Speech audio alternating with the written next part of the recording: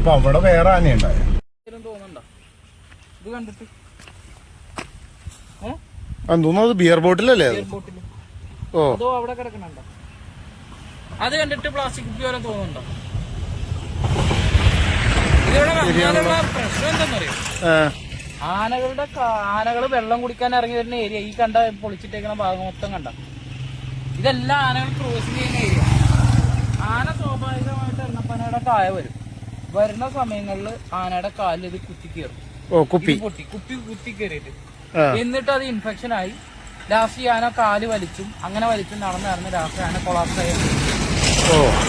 Last postmortem ചെയ്യുമ്പോ report വരുന്നത് എന്താ?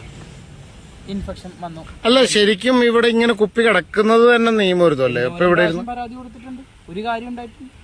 പിന്നെ ഇത് ഇങ്ങനെ ഇട്ടോണ്ടിരിക്കും. ഇതൊക്കെ കണ്ടിട്ട് നമുക്ക് അങ്ങനെ തോന്നണ്ട.